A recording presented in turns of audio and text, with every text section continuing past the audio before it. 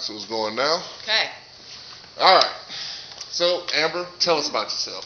Well, my name is Amber Nash, and I am an Atlanta native, and I've been working as an actor for the last probably 7 years professionally. Oh, that's impressive. Now, we like to, as we know with Messed Up Anime, we like to keep it fun and interesting, but when it comes to the 7 years, a lot of y'all can do IMDb, so there's no point in going into all of her roles. Which ones were your most favorite, though? Oh, wow. Well, the only ones that the one that most people know me for is Pam from Archer, of course. But Love her. Then I also did a show called Frisky Dingo. Same guys, same creator. And that show was super duper fun. I did a character called Val, and she was great. She was like a real ass-kicking broad with a super hot body, too. That was nice. And then I've done so many theater roles, and I do mostly comedy, so I've been really blessed to be in like a bunch of hilarious comedies and improv shows. I do improv all the time, so there's just any character could happen any night, so it's super fun. What brought you to doing the improv? Like, what was it that really drew you out to it? Well, I had never heard of it before. I was in college and I was studying biology, and it was like super.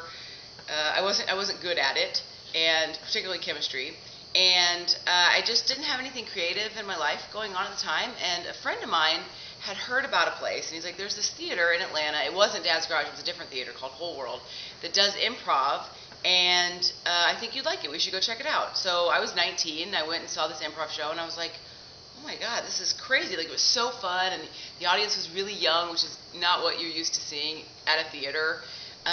And they were really funny, and I'd never seen anything like it because it was super fresh. And then I was like, I've got to do this.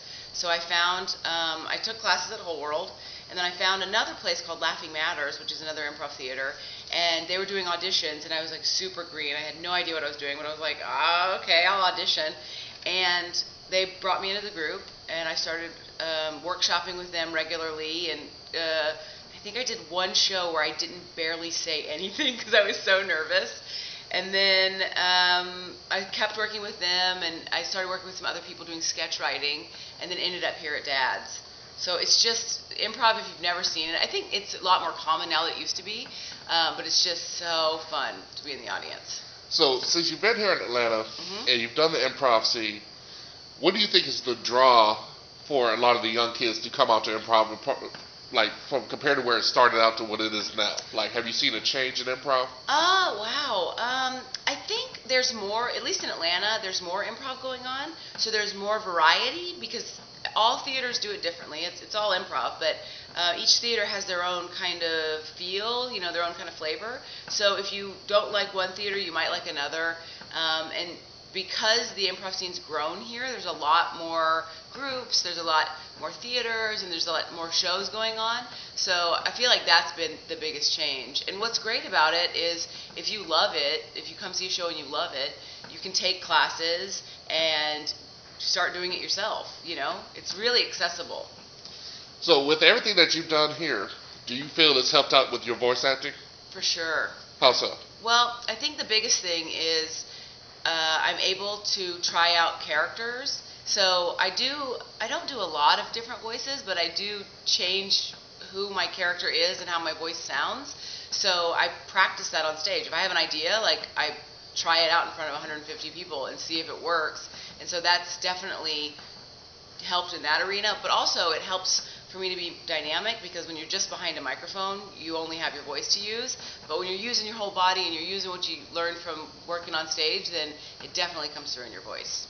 So with the characters you've done in Frisky Dingo and with Archer, do you feel that there's just some kind of release with this type of freedom that you get to say on the scripts? Because, with those two shows, there's there's barely any filter left. Right. And I think that's what the big draw for a lot of people is that you guys get to say what we all think. Right. When we watch Bond movies and all these little spy shows and see us. And so, what was the pull to bring you to do Archer?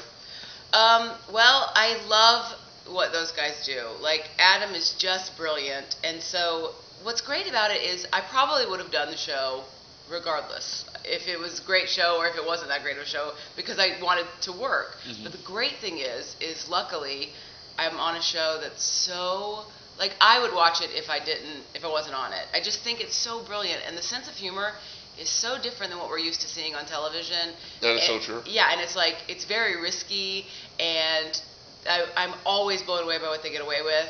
And so it's super amazing that I get to work on the show, and I love the show.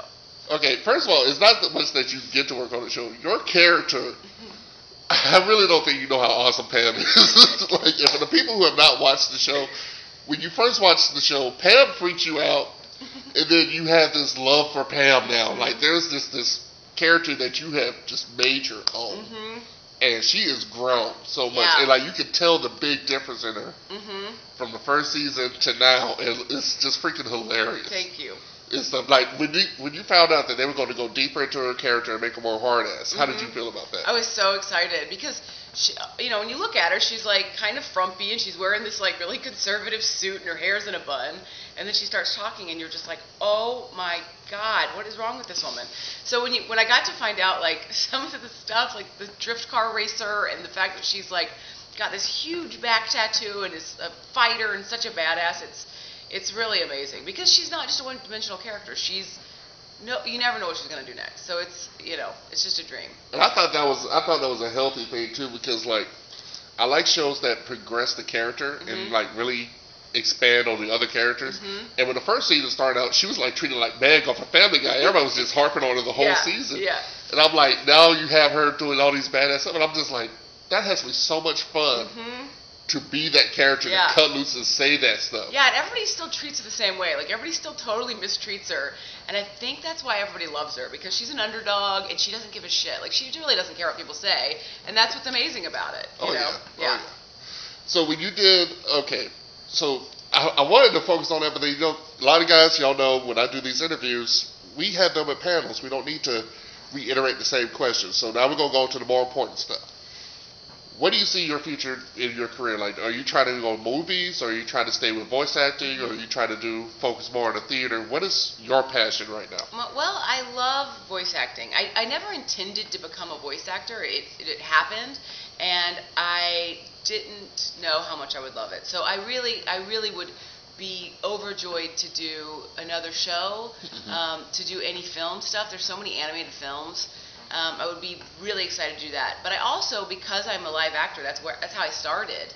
I'll always do theater, no matter, until the day I'm dead. I will be doing theater because it's just amazing to be on stage in front of people and getting their feedback right away. So I'll always do theater. But I would like to find a way to get into doing more live action stuff and doing comedy and, maybe even on television. So we'll see. We'll see what happens. Well, definitely crossing our fingers for you on that.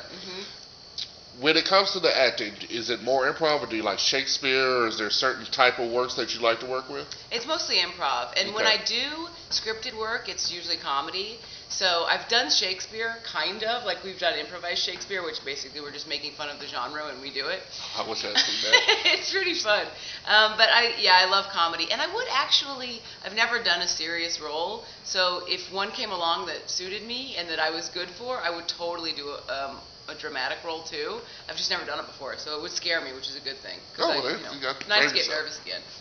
All right. Well, do you have anything that people can look forward to, or any kind of little tidbits or spoilers or anything you want to give out to the fans right now? Well, I really don't know anything about season 4 for Pam because we haven't started making it yet. But I really think if you can base it on season 3, it's just going to keep getting crazier. Nice. And the next thing I have coming up is I'm actually rehearsing a show right now that's going to be in our smaller space here at Dad's Garage called Winner, The Story of You. And it's an improvised and scripted show, and the way that it works is every night we pull an audience member out of the audience that's not a plant, it's just somebody that came to see the show, and they are the hero of the story, and we basically tell their life story, and they are the hero of the universe. It's pretty cool. I have to see that. That would be pretty awesome. It's really great. Well, guys, this has been Messed Up Anime, and this has been Amber Nash. Amber, we appreciate you. Thank you so much. Thank you.